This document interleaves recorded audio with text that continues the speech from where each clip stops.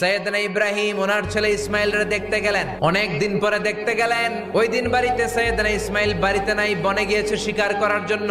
বাড়িতে সৈয়দনা ইসমাইলের বিবি সৈয়দনা ইব্রাহিম ঘরের দরজার বাইরে থেকে সালাম দিয়ে বললেন, আসসালামু আলাইকুম। ভেতর থেকে কর্কশ গলায় একটা মেয়ে সালামের উত্তর দিয়ে বলল, ওয়া আলাইকাস সালাম। গলার মধ্যে কোনো মায়া নাই, মহব্বত নাই। জিজ্ঞেস করলো সৈয়দনা ইব্রাহিম, মা কেমন আছো? মেয়েটা কয়, বেশি সুবিধার না। তোমাদের খাওয়া দাওয়া কেমন চলে? ভালো না। তোমার জামাই কই? বনে গেছে। এবার মেয়েটা বলতেছে, আমনে কেডা? সৈয়দনা ইব্রাহিম বলে, আমি কে চিনবা না? ইদা জাআ যাওজুকা মিনাল গাবা, স্বামী যখন বন থেকে ফিরবে তোমার স্বামীর একটা সালাম দিবা আর বলবা ঘরের দরজার চৌকাঠটা যেন তোমার স্বামী পাল্টে দেয়। এই কথা বলে ইব্রাহিম চলে গেলেন।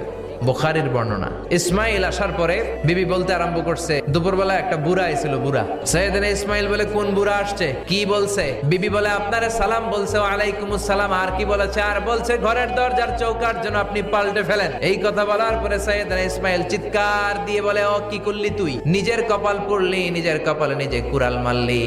ডেকে বললে, এটা বুড়া না, এটা তোর শ্বশুর। এইটা আমার বাবা ইব্রাহিম খলিল। আমার বাবা যা বলেছে এর মানে হলো তোরে যেন আমি তালাক দেই। আই ডিভোর্সড ইউ, তোরে তালাক দিয়ে দিলাম। বাবার খুশির জন্য তালাক দিয়ে দিস। আপনার আব্বাও যদি আপনার বউরে এমনি তালাক দিয়ে ফেলতে বলে, দিবেন নাকি? আবার দিয়েন না, মুসিবত আছে।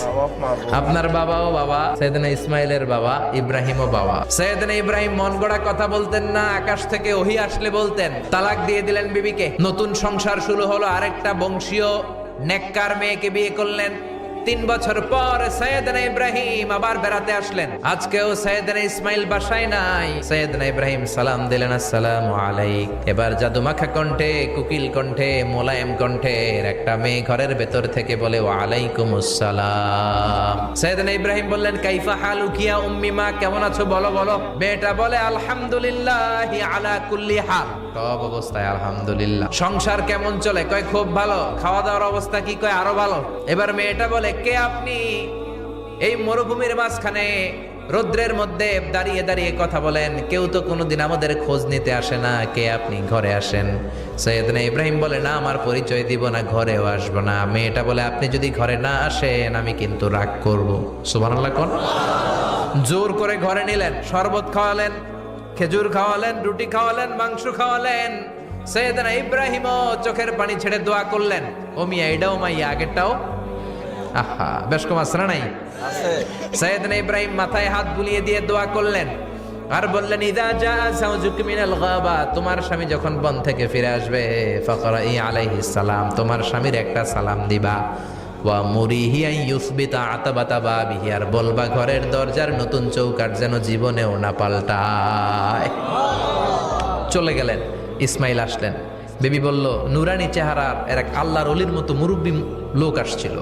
মুরব্বী আসছে শুনে ইসমাইল তো ভয় পেয়ে গেলেন। কিরে, আগে তো একটা ঘটনা ঘটছে, ঠিক কিনা? কেমন আচরণ করেছিস বল। বিবি বলে, আপনি ভয় পাবেন না, আমি খুব ভালো আচরণ করেছি, আপ্যায়ন করেছি। তিনিও খুশি হয়ে আমার মাথায় হাত বুলিয়ে দোয়া করে দিয়েছেন আর বলেছেন, ঘরের দরজার নতুন চৌকাঠ যেন জীবনেও আপনি না পাল্টান। সুবহানাল্লাহ। সৈয়দনা ইসমাইল বিবিকে জড়িয়ে ধরলেন। যেই মুরব্বী